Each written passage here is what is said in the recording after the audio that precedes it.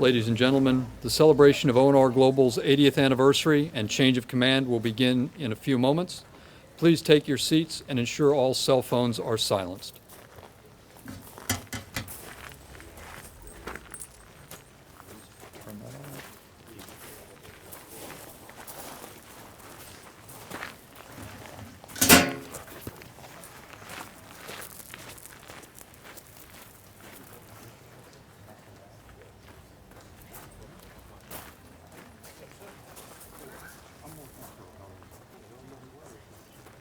You're going to sit next to me up here. Very good. When you do the invocation and benediction, if you want, you can walk up there and do it, or I can just hold the microphone and you can do it from our seats. Whatever is best for you. As the Spirit moves. Just reach over and grab it. Yeah. What's your name? Montreux. If you want to, just stand there. I'll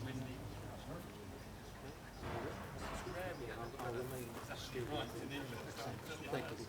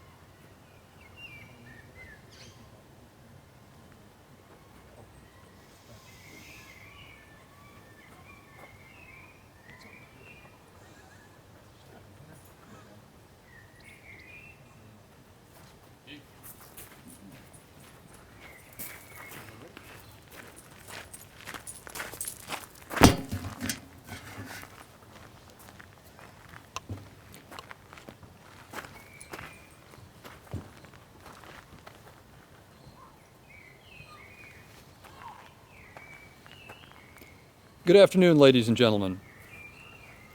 I am Commander Mark Monturo, your Master of Ceremonies for today's event. It is my pleasure to welcome you to the celebration of Onr Global's 80th anniversary and change of command. The change of command ceremony is an honored ritual of our rich heritage and naval tradition. Custom has established this ceremony be designed to carry out the formal passing of responsibility, authority, and accountability of command from one officer to another, vital to any military organization. Parading all hands at quarters and public reading of official orders stem from those days when movement of mail and persons was a very slow process. This custom was designed to ensure only an authorized officer held command and all aboard were aware of its authenticity. At the heart of the ceremony is the formal reading of orders by the relieving officer and the officer to be relieved. Command passes upon utterance by the relieving officer, "I relieve you, sir." The officer being relieved responds, "I stand relieved." Although the main purpose of the ceremony is the turnover of responsibility from one officer to another, it provides the outgoing commanding officer the opportunity to say goodbye to the crew. It also allows the new commanding officer to greet the crew.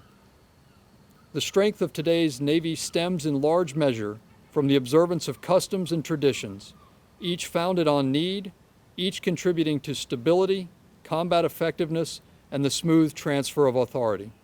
This simple ceremony, whereby complete responsibility and accountability pass between two officers, is a reflection of the spirit and integrity of all Navy men and women, past, present, and future.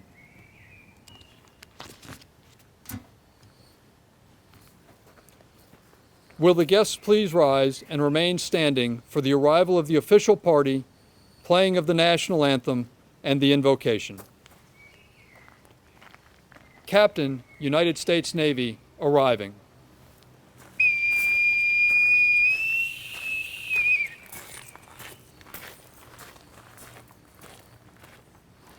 Office of Naval Research Global, arriving.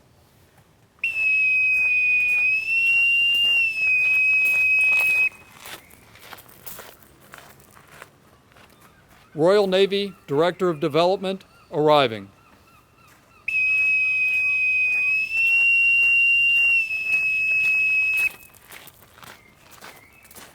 United States Navy Chief of Naval Research, arriving.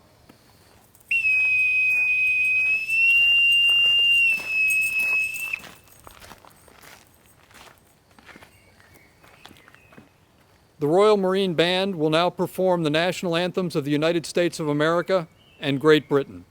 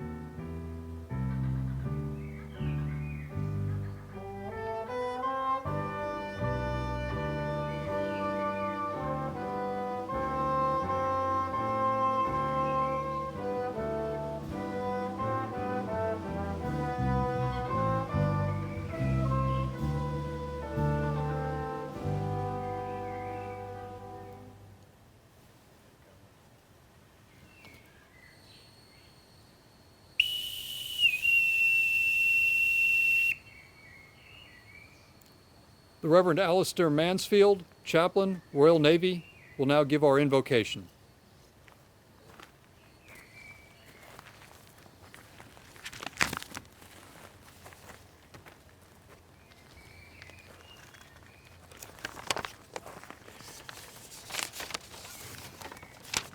It'll not surprise you, I think, to hear me say, dressed as I am, that I know very little about what the Onr Global is really about.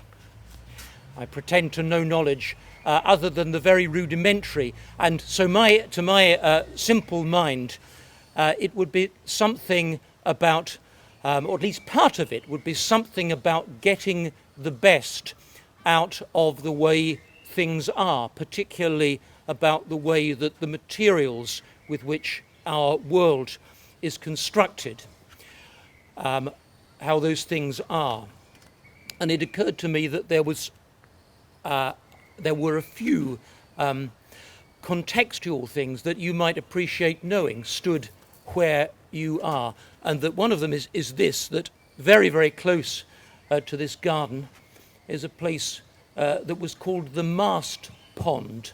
And it was dug in 1665 to house masts and spars for the ships of the Royal Navy and to keep them in a perfect condition before they were used and to prevent them from splitting and other ways deteriorating. So that's a pretty simple understanding of how things need to be looked after in order to get the best out of them. Leaping forward a couple of hundred years, you may not know, and if you don't, I'm very pleased to be able to tell you this, that very, very close to where we are stood now, the first blocks, as in block and tackle, for use in naval warships were made here using entirely machine tools, metal machine tools.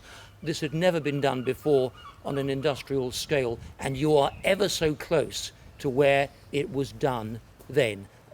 That seemed to me to be a nice linkage with what you are about today.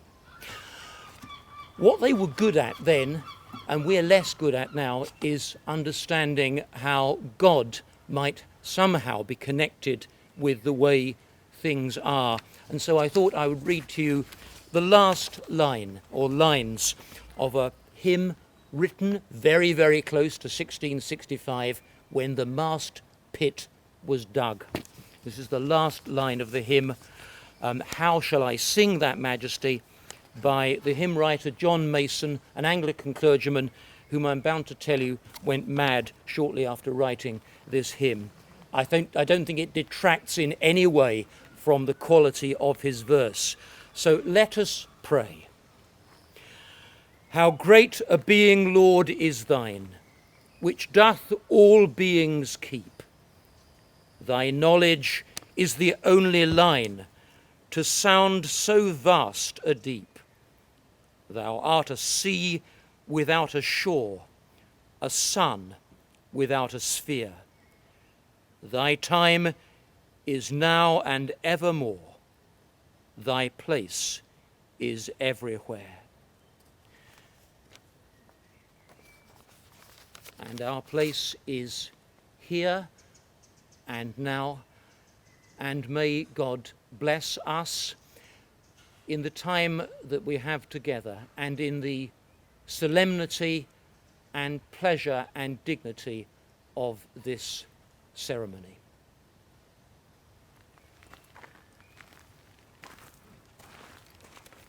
Will the official party and guests please be seated and remove covers?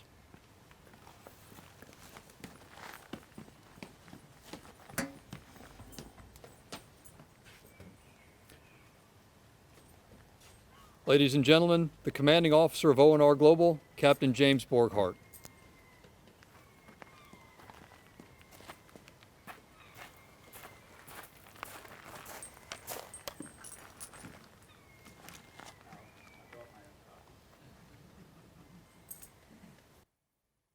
Thank you, Mark. And thank you to each of you for being here and for those joining us virtually.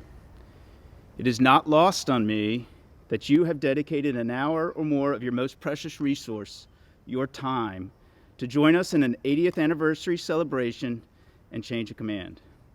A special thank you to Rear Admirals Burns and Helby for agreeing to be our speakers today. It means a lot to us both that you are both here. Thank you also to all of the Royal Navy and U.S. Navy personnel that have made this ceremony possible. Thank you. Excuse me for just a minute. I have to just pause and absorb where we are and what we are here to celebrate.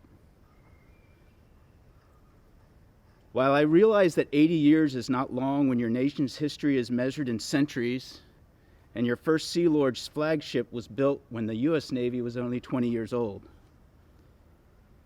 this is a significant moment for Onr Global and me personally. The sea services of our two nations are a relatively small circle. At home, I have a picture of HMS Warrior that belonged to my mother's grandfather from when he served aboard her. We will cut the cake with his sword in a short period. At home, I also have a bone pipe inscribed with, "In memory of a pleasant dip together." That was a gift from the Second Sea Lord, Admiral Lord Beresford. It is indeed a small circle. Trust takes time and commitment. That we are celebrating 80 years of an enduring presence in London indicates our commitment to be partners in the innovation and operation of our two navies. That we are celebrating that commitment in Portsmouth and in the shadows of the likes of HMS Victory, HMS Warrior, the Royal Navy's carrier piers, and even Project Nelson is most fitting. We will look to take that trusted partnership built with an enduring presence and based on freedom and maritime security another 80 years to the next century and beyond. It is now my great pleasure to welcome Rear Admiral Burns to share his thoughts on the trusted partnership between our two navies. While his full bio is in your program, suffice it to say Rear Admiral Burns is responsible for the future of the Royal Navy. We are delighted to have him here to help us celebrate 80 years of harnessing innovation and turning it into naval power. Please welcome Rear Admiral Burns.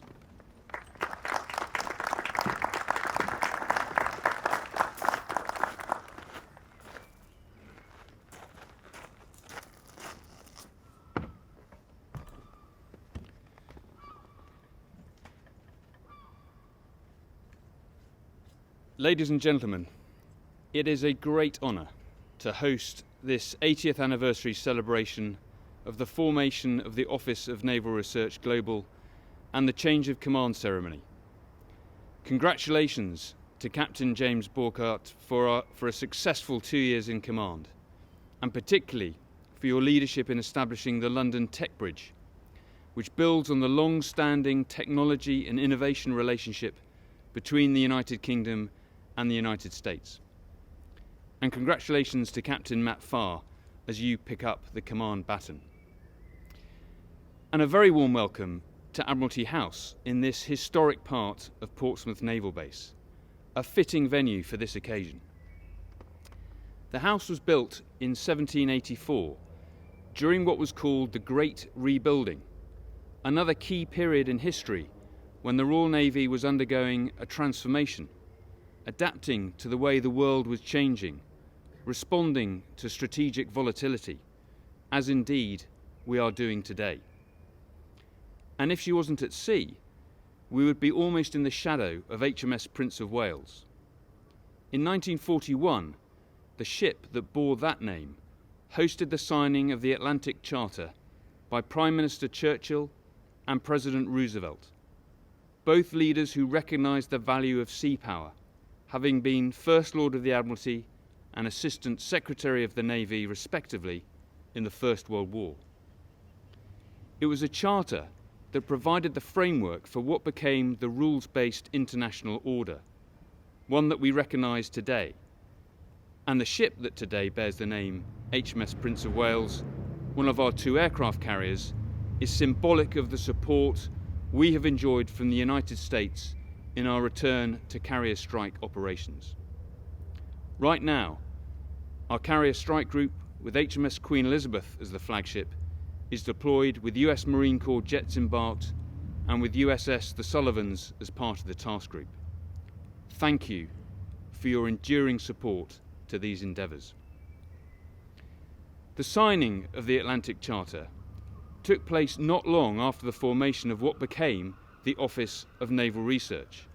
The origins of the ONR lie in what was, for Britain at least, a war of national survival, the Second World War, and its formation recognised that collaboration between allies was necessary for victory. At the heart of this was the relationship between Britain and the United States. The sharing of technical data and research evidence was fundamental in maintaining operational advantage over a common enemy. And today we find ourselves in an era of permanent state-on-state competition.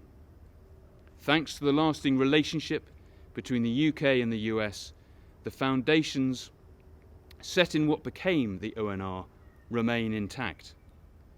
This is important because those who challenge the rules-based international system are adapting and finding new ways to undermine the order upon which our security and prosperity depend.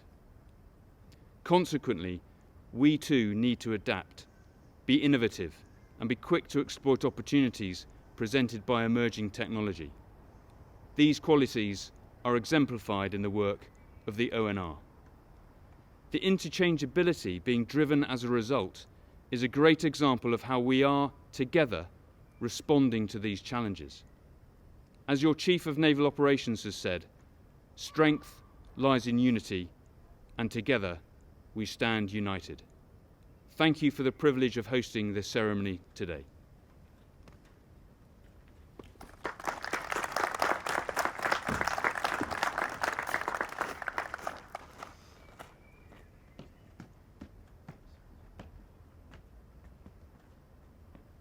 Captain Borghart will now introduce our presiding officer.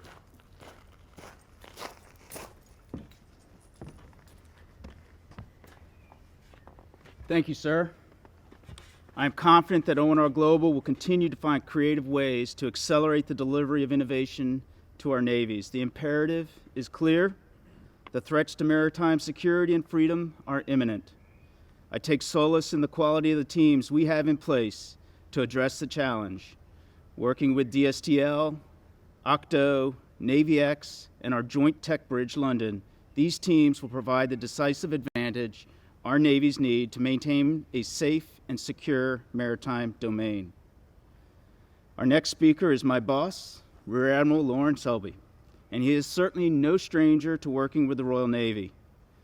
Currently, the Chief of Naval Research and designated Senior National Naval Representative, Rear Admiral Selby works closely with Rear Admiral Burns and with Professor Andy Bell. He has deep roots in the submarine community, and he has vast experience in shipbuilding and engineering. His full biography is also available in the program. But now I would just like to invite him up to share his thoughts on our anniversary and our change of command. Admiral.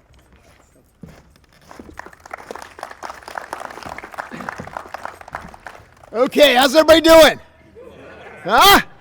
Okay, so I got jet lag going on, so, but being here, being outside, is kind of waking me up. So it is fantastic to be with all of you today. Andrew, thank you very much for hosting this event. Please tell the Second Sea Lord we thank him for allowing us to use his house and his garden for this beautiful ceremony today. So thank you very much for that. Also, let me just say, Onr Global, it is about building partnerships. So what better way to do this, really, with Andrew and myself doing this together? I think that really is telling, and that's exactly the kind of things that Captain Borghardt has been doing for his time in command and his time as XO, building those partnerships, and really not just building them, but living them. And this is just an example of that. So great job, Borg. When you told me you were doing this, I was like, well, why can't we do it in the first Sea Lord's Garden? But I'm like, no, that's okay. This is good. Good. He may not have one. Is he in London? He hasn't got one. He hasn't got one. Well, there you go. That's why. He doesn't have one. I didn't know that. Okay, so I want to do a couple things first. I want to first welcome a few folks here, okay?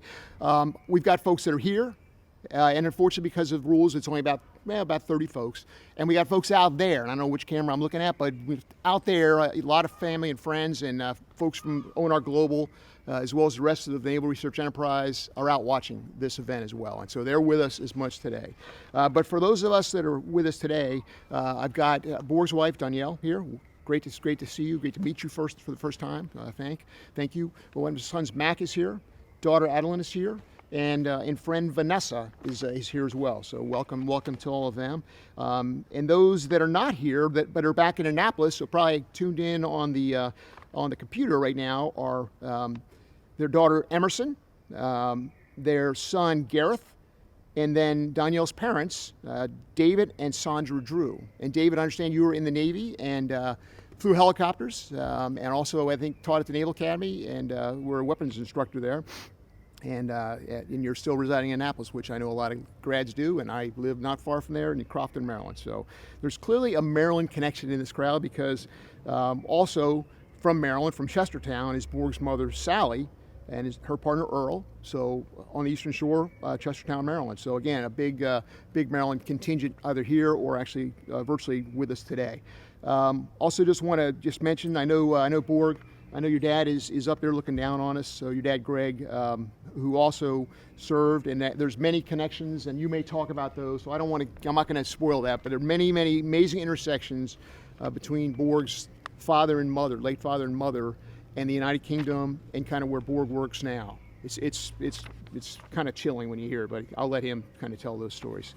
Also want to welcome with us today, Borg's brother also, Giles, may be dialing in from Florida, South Florida, and his partner Sasha, so welcome to you as well. And then many other friends and family I'm sure are out there for Captain Borghart. For Captain Farr, for Matt, your wife Karen is here, so it's great to see you again. Met you guys for the first time yesterday, but it's great to see you. They just moved here, 2 weeks ago or so, and they're in the process of getting settled in a house and schools and all that. And your kids are here, Gibson and Cooper. So you guys are living the dream here in London. I think you're gonna have a great time next couple of years.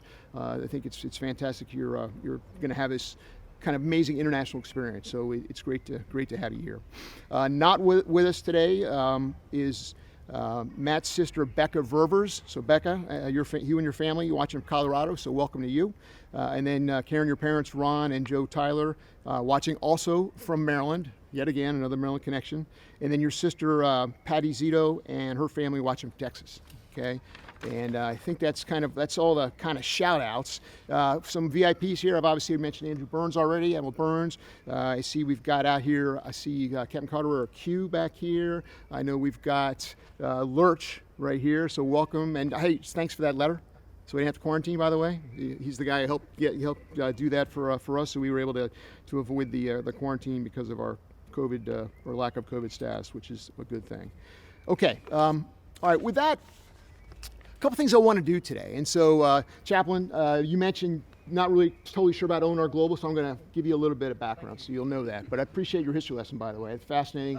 I know, seriously, the fact that over here they're twisting ropes and making block and tackle, and again, the Industrial Revolution kind of started in this neck of the woods, as it were. And that tie to technology and history is very important. So thank you for that. Couple things I want to try to do. So I'm going to talk about the critical role of Onr Global. So what it is, why it's so critically important to us. I want to talk a little bit about some of the things that Captain Borghardt and Captain Farr, as XO, were able to do to keep this organization agile, adaptable, in what I think is a really pivotal moment in history, technologically, even kind of geopolitically, what's going on in the world today. I think we're at a very critical moment in history, and this organization is right in the center of that. And then I'm going to kind of review some of the great accomplishments of the team over the last couple of years that Captain Borghardt, as he led the team. Okay, so first of all, what is Onr Global about? Well, clearly the name Global implies that we are a global organization, and we are headquartered here in London, but we also have a large contingent in Tokyo. And then we have a very small presence with one or a few science directors at different consulates or embassies around the globe. And we're there to partner with those nations or nations in those parts of the world to ensure that we are the partner of choice over a nation like Russia or China or somebody who does not have the same democratic ideals as the United States or friends like the United Kingdom or other democratically aligned nations. So we are there to work with those nations because not all great science happens in the U.S. Some of it happens around the world, and we want to find that, and we want to work with those nations, and we also want to make sure that we, in working with them, will protect their intellectual property. That is not something that some of these other nations I mentioned, China, Russia, will do. They do not intend to or care to protect those rights. We do, and I think that's a very important distinction. Unfortunately, those others come with oftentimes a lot of cash that we're not always able to match. And sometimes that's hard to combat. But when you really talk to them about the intellectual property, freedom, the things we're trying to do, those ideals do resonate, and we need to be there on the ground 24/7 in order to make that happen. So that's one of the critical things this organization does, and I just want to make sure you understand that. Borg, during his time here, has really worked hard to expand those networks, those partnerships, even in spite of COVID. Okay, and think about this. 15 or 16 months ago, when most of the world locked down, he had to obviously take care of his people. That was job one. And he had to also present an option to them. You could come home if you thought that was best for your safety, your health, or you could stay. And we would support you wherever whichever one of those options you chose. The majority chose to stay, okay? And because of that, we were able to kind of not just keep the lights on in those organizations, but keep the partnerships going. And in fact, in South America, in Brazil, we were able to actually partner with the Brazilian people and provide really plans and actual hardware for respirators. That's critical. And so that would not have happened if we had brought everybody home. And so, again, because of your leadership, Ward, those folks chose to stay, and that's critical. Now, Captain Farr, I just want to, you're part of the same team, right? And today is kind of about this guy, and your speech is going to be kind of like that dead corpse at an Irish wake, but but besides that, I want to just mention, you did a phenomenal job teaming with Borg and making all these things happen, and you were exactly the right guy for this job, and I am excited about having you come in here. If you look at both of these gentlemen's bios, very accomplished, okay? Even though they're both aviators. But besides that, the fantastic careers, both obviously very well set up to do great jobs, and I know, Matt, you're going to do a great thing as you take over here today, which is very exciting. And again, the fact that we are so interconnected today as a world, as a globe, highlights really even more why you need organizations like Onr Global, not fewer people or fewer dollars. This is something we should be accelerating, okay? And I don't want to relive the nightmare of the budget cut, but we need to fight that, and we are fighting that, to make sure folks in the Pentagon know, hey, this is not something you want to cut right now. This is something we want to actually add money to, and we are working to do just that, team, Onr Global team out there. So, okay. All right, second theme, agility, adaptability, okay? So as I mentioned, technology is racing ahead rapidly. Obviously, nations like China and Russia are trying to use technologies in more nefarious ways, especially things like artificial intelligence, quantum computing. Those areas are very, biotechnology, those are big concerns for us. So we're working hard to try to stay ahead of that by being agile and adapting and going to places ahead of them, or even when they're there, trying to get in and convince them, the friendly nations, that we are, again, should be the partner of choice over a Russia or China or some other non-democratically aligned entity or nation. And that's critically important. So when we talk about this, we do get concerned because, as I said, there's a lot of money coming from China in particular and from Russia. But I would say hope is not lost. Because of the message that we have, because of the great people in the global team, you are there helping us get that message out.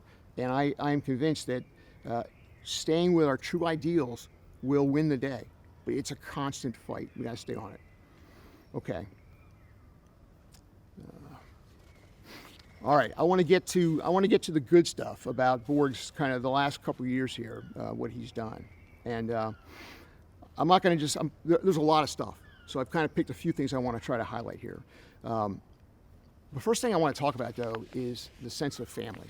So I was at Global Headquarters yesterday, and they had a potluck to celebrate your time in the job, and I just sat there and listened, and almost everybody around the room told a story, a personal story about what Captain Borghart meant to them, things he had done, silly stories about traveling, and it was amazing how much it felt like a family. And I think that spirit is something that this team, the Onr Global team, has really nailed. You've really nailed that. And I have been to hundreds, if not thousands, of commands in my career, and you get pretty good. The spidey senses kind of go off as soon as you walk on board a ship, walk into a building of a command. You can tell after the first or second person you meet kind of what the tone is, what the morale is. And it was clear to me yesterday, walking in the door, walking up the stairs, talking to Anna and a few others I met, how much care they all felt that came from the leadership team, and how much bond I had with one another. Can you grab my water there, Borg? Just bring it to me there. It's right there outside. Yeah, it's right there. Thanks. But it was very clear that this is a family atmosphere, and that's because of you. That is because of you. Thanks, man. Thank you. All right. So a lot of that, though, because Borg has empowered the entire team to really to do the mission without needing direction from him or Matt, and that's critically important as well. That empowerment is something that I think not all commanders know how to do that, because it means you have to give up a lot of control. You have to be willing to say to the team, here's my commander's intent, here's what I want to get done, and then step back and let the team execute. And only step in when maybe minor corrections need to be made, or when the team comes and asks for help. And again, not all commanders know how to do that. It's when you're a Type A person, you want to control. Maybe he doesn't do it at home. I don't know.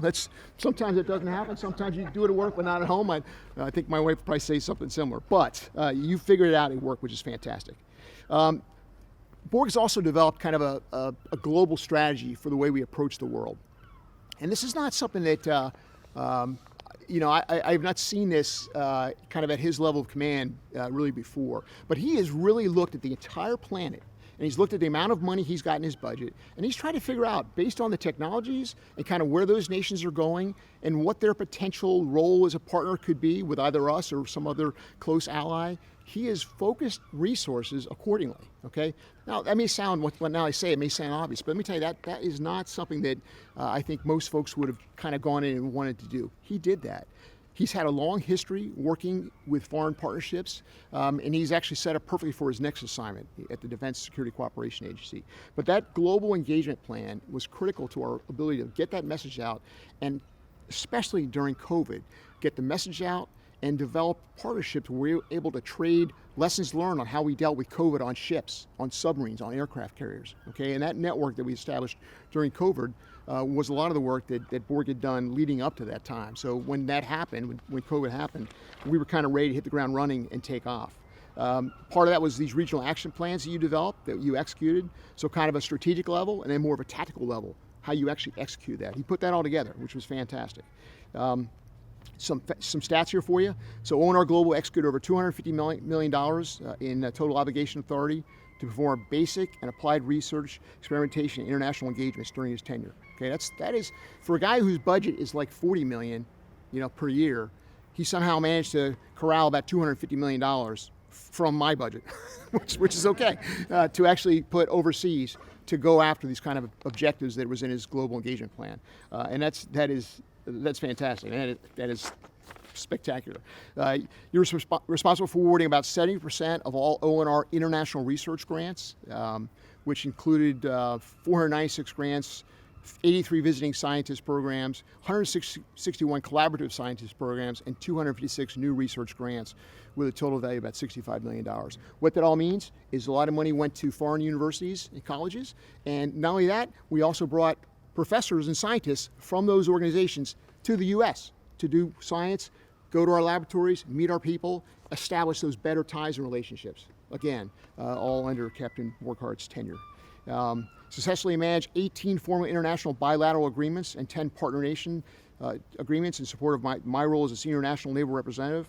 I don't like this number. I'm like, representing a total investment of over $1.05 billion. Well, guess what?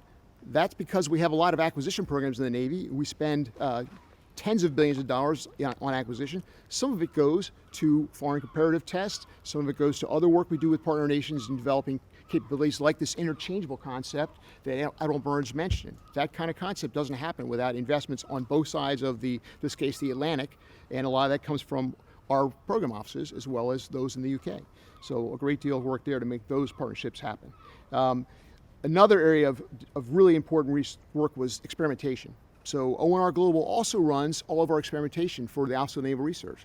And we have done, the numbers are 107 fleet exercise level experiments and 27 operational analysis events during his tenure, including this past April, probably the Mac Daddy of them all, Integrated Battle Problem 21, IBP 21, which had about 29 or 30 unmanned systems, surface, subsurface, air, as well as overhead space, combined together, basically providing a picture of the Southern California operating area that the commanders were able to utilize to maneuver both the manned and the unmanned assets to optimize the picture they were getting, and, oh, by the way, to actually target a simulated surface target, which was a barge, but target it and take it out with an SM-6 missile.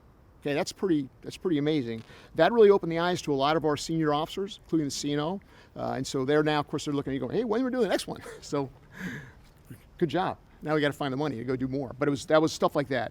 These are the kind of things that Onr Global does, okay? So partnerships, partner of choice in those foreign countries, experimentation, all these agreements with professors and universities around the globe, all with a common nature of trying to actually develop science and technology really quite frankly, it's for deterrence, because if you got a big hammer, the other guy's going to back down and say, not today.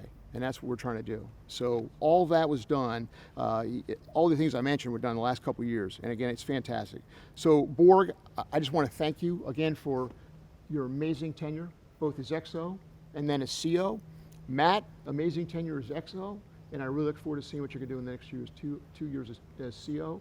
And I'll be right there with you along the entire way, but it's you running the show. I'll stand back and watch. I'm here to help when you need me. And with that, ladies and gentlemen, I will cede my time. Thank you very much.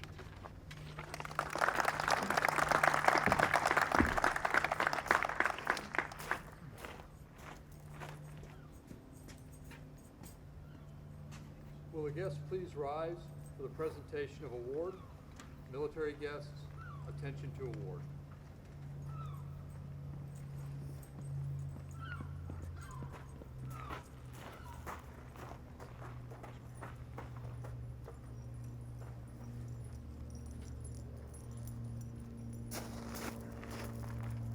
The President of the United States takes pleasure in presenting the Legion of Merit Gold Star in lieu of second award to Captain James P. Borghart, United States Navy, for services set forth in the following citation. For exceptionally meritorious conduct in the performance of outstanding service as Executive Officer and then as Commanding Officer, Office of Navy Research Global, from July 2017 to July 2021. Captain Borghart's tireless efforts led to a series of process improvements, enhanced mission effectiveness, and increased agility. He expertly integrated 4 new mission areas and executed more than $250 million to perform basic and applied research, experimentation, and international engagements. He also exercised award authority of 496 international grants valued at $65 million, thereby establishing and sustaining international relationships across the globe. His unyielding oversight of 18 formal international agreements with 10 partner nations totaled an investment of $1.05 billion. Captain Borghart directly supported the senior national naval representative by improving collaborative, interoperability, and interchangeability exchanges between military and government partners on the international front. He provided extraordinary leadership during the COVID-19 pandemic by earning his 113-member workforce, dispersed across 6 continents, remained effective and healthy while continuing to meet mission demands. By his dynamic direction, keen judgment, and loyal devotion to duty, Captain Borghart reflected great credit upon himself and upheld the highest traditions of the United States Naval Service. For the President.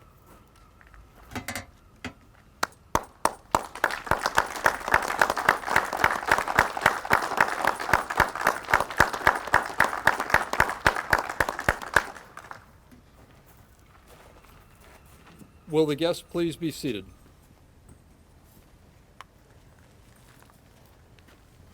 Ladies and gentlemen, Captain James P. Borghart, Commanding Officer, ONR Global.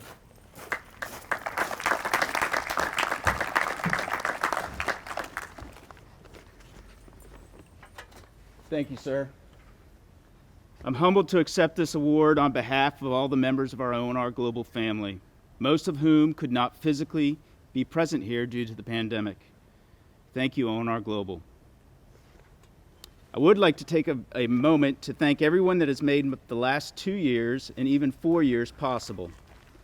I'd like to thank my work family, many of whom are here, many of whom are not, my extended family and friends, and of course my immediate family. I'm not going to attempt to thank each of you by name, as I would certainly miss too many. Most of you are aware that the last few years has been very challenging due to the pandemic. Certainly this last year has not been what we expected, but we are certainly stronger for it. Many of you are also aware that my bride was diagnosed with cancer less than 6 months before we moved to the UK. Some of you are aware that many people that are watching our farm, our pets, our livestock across the Mid-Atlantic region. There is one certainty that I have realized through the last 2 years. We could not have been able to serve this command without the amazing support of all of these families. I will never be able to repay your kindness, your support, or your helping hand. Thank you for being a member of our extended family so that we could be here in Portsmouth today, and I could publicly thank you and acknowledge my debt to each of you. 80 years. That's a lifetime. So why does 80 years matter in this greater scheme of things that we all worry about every day? It matters in this case because of the commitment to a relationship that it represents. It matters because trust is built over time. It matters because it represents the kind of presence that Onr Global seeks to establish with its network of partners around the world. 80 years represents the epitome of an enduring presence that I am convinced is the secret sauce to establishing, maintaining, and expanding a global network of trusted partners. Admiral James Stavridis' message that you can't Zoom trust resonates with me. Trust is not something that can be fully developed remotely, and it is not something that develops quickly. It happens one experience at a time, over time. It requires an enduring presence. As you can read in your program, Onr Global and its previous instantiations has been permanently assigned to London since before the United States entered the Second World War. While we have followed the science to other regions of the globe, we have also recognized that collaboration is critical to scientific discovery and the development of capability from that discovery. Trust is foundational to true collaboration and requires common values, common vision, and time. We have maintained our presence here and around the globe because that is what will lead to discovery, to maritime security, and to a better world. Before we go further, I would like to take a moment to pause and remember one of our own, Dr. Judah Goldwater, who was taken by COVID-19 in March of 2020.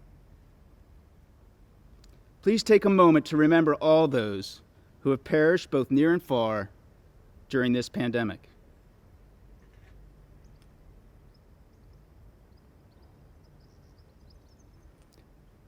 Thank you. Judah was one of our best.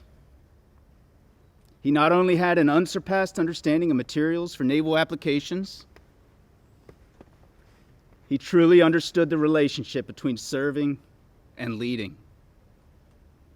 He went out of his way to help others in his community, in this command, and in the Navy. With 8 years at DARPA and nearly 5 years at Onr Global, Judah was a national treasure in science and technology, and especially the materials domain. Judah's leadership was evident from the care and attention he gave to every member of the command, including me. Most of us have a story, or even many, about Judah helping, explaining, and gently guiding with his accompanying cheeky sense of humor. He was dedicated to bringing out the best in everyone, and he is sorely missed. Judah did not seek fame or fortune for himself, but instead he dedicated his life to helping others and to defending freedom. For these qualities, we have named a new Onr Global Award after Dr. Judah Goldwater.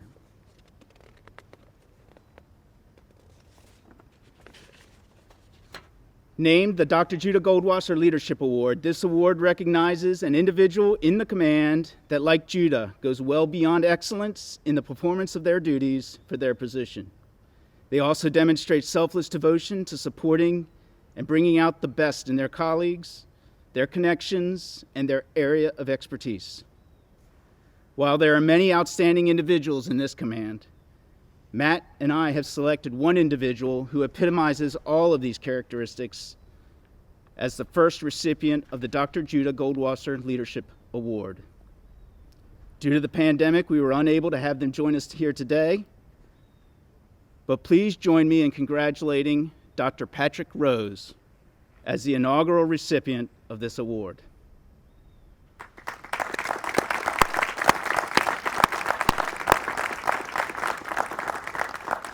I really hope he's watching, because I think he'll be surprised. I also hope that Ethel is watching and he'll be proud. Patrick, Matt and I would like to thank you for your continuous leadership and selfless devotion to making the world a better place by serving others. Thank you. I'm immensely proud to be standing where my father, my uncle, my grandfather, and my great-grandfather and his father all served in their respective Navy. I'm humbled by the potential in the people I've had the immense pleasure to serve for the last 4 years. I am grateful for the friendships and the connections I have made. I am hopeful for the future I see in our children and in the next generation of scientists and engineers asking why, and dedicated to making the world a better place. There's one more page. Matt, Big Tuna, and sirs, if I may.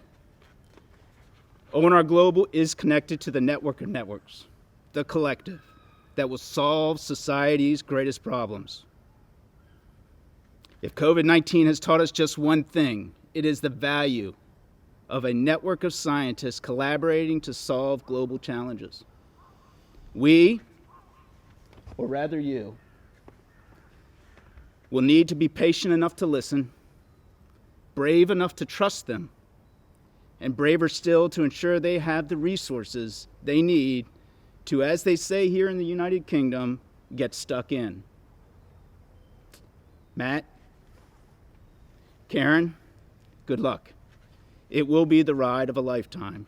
You will not know where the next wave is coming from, but in the end, you will be amazed at what your team can accomplish. Onr Global, you are in great hands with Matt and Big Tuna. You know the imperative. You have the trusted relationships and skills required. You are ready to change the world and make it a better and safer place for us all. I remain convinced that we are each the sum of our experiences, shaped by the connections we make. That probably sounds familiar, doesn't it, Al? I am humbled by my experiences in the Navy and specifically here at Onr Global. I am grateful for the relationships I have with each of you, and I hope that you will continue working to make the world a better place through science and technology, our partnerships, and by ensuring those that we train are better, faster, and smarter than we or they can imagine. I will now read my orders.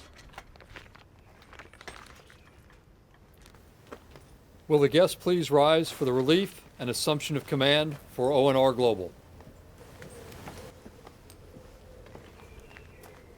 From Chief of Naval Personnel, Subject Bupper's Order Number 0601.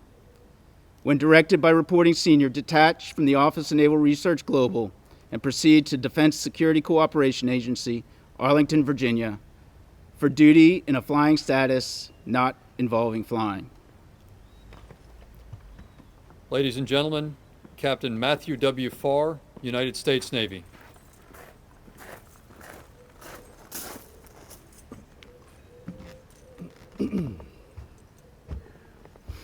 I will now read my orders. From Chief of Naval Personnel, Subject Bupers Order Number 2300. When directed by Reporting Senior, report to Onr Global, London, UK, as Commanding Officer, Onr Global. I'm ready to be relieved. I relieve you, sir. I stand relieved.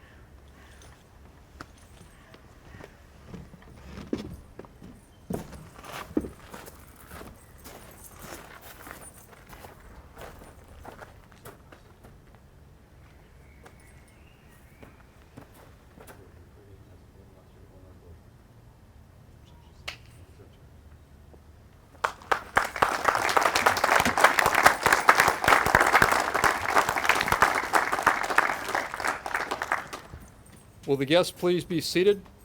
Captain Farr's family will now come forward to pin the Command Ashore badge on Captain Farr's uniform.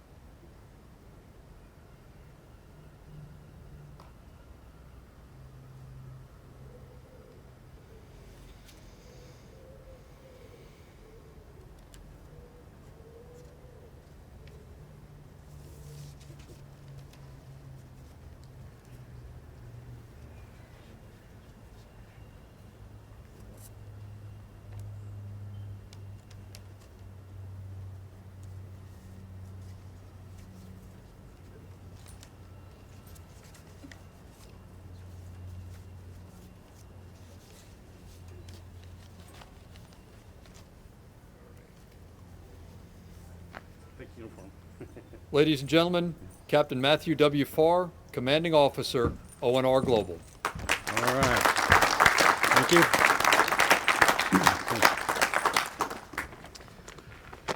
All right. Rear Admiral Helby, Rear Admiral Burns, distinguished guests, family and friends, thank you for joining us, both here at Admiralty House and around the world via the webcast. Now, this ceremony is all about customs and tradition, and it is customary for the incoming CO to keep his remarks brief, and rest assured, my remarks will be brief. It is an honor to speak to you. I'm humbled to be here and excited to be part of this celebration. Admiral Helby, thank you for making the trip across the Atlantic and for the trust you have in me. Admiral Burns, your presence here is indicative of the very strong relationship between our two countries. And I thank you for the importance you place on our work together. To my wife, Karen, thank you for your love and support. Throughout my career, you have sacrificed your time and set aside your priorities so that we might be successful together. And I know that I would not be here without you by my side. I love you. To my sons, Gibson and Cooper, you are very special to me. You have taught me more than you realize.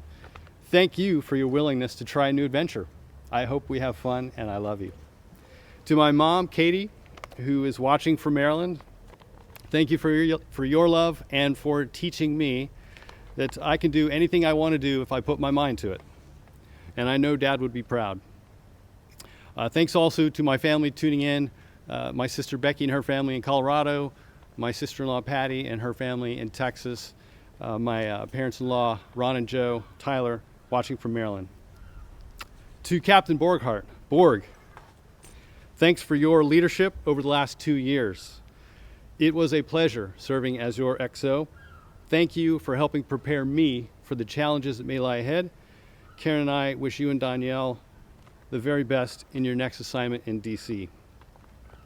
And so, if you didn't get the message on ONR Global, I'll just give it to you in my own words. And some of this will sound very familiar, which is a good thing. We're all on the same page here. ONR Global is the international arm of ONR. Our mission is to invest in trusted partnerships, and our vision is to be the partner of choice for science and technology leaders. And we know that the United States Navy accomplishes its mission together with our partners and allies around the world.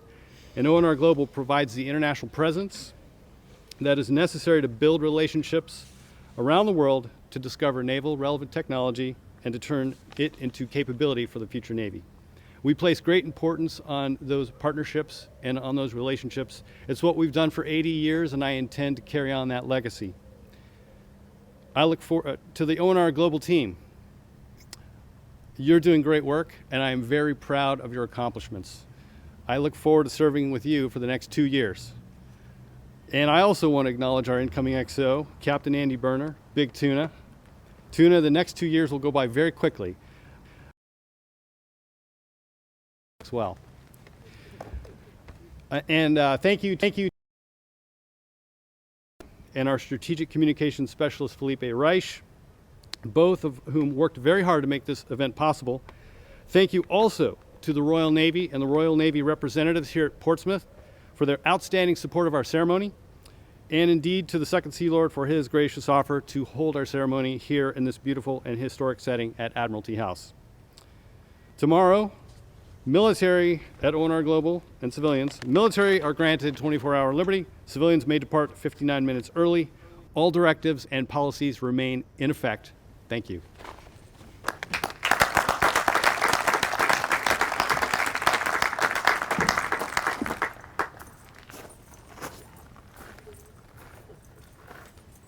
Ladies and gentlemen, please rise for the benediction.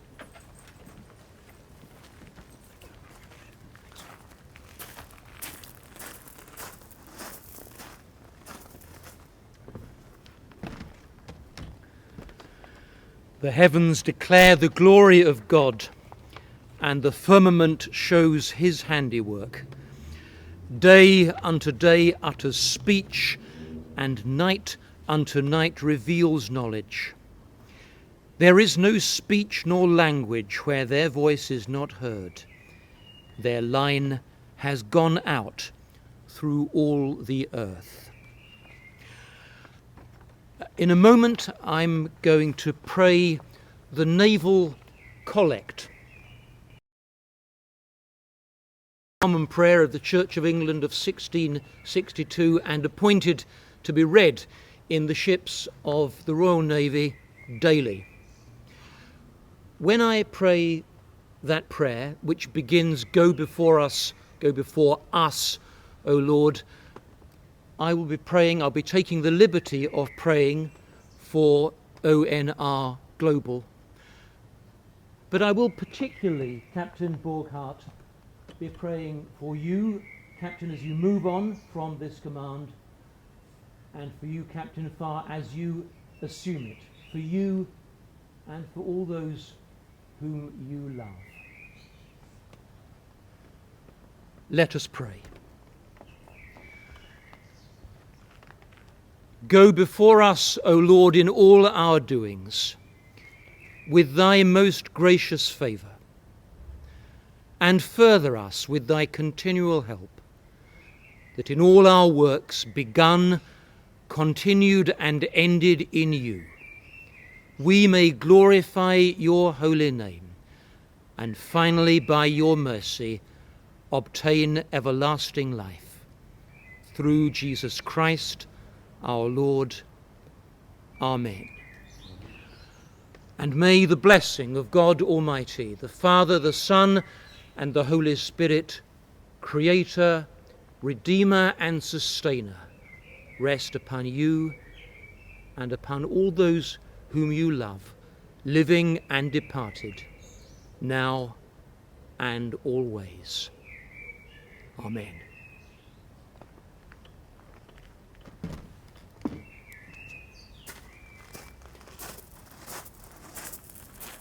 Ladies and gentlemen, this concludes the celebration of Onr Global's 80th anniversary and change of command. Guests are cordially invited to the reception to follow immediately in the marquee.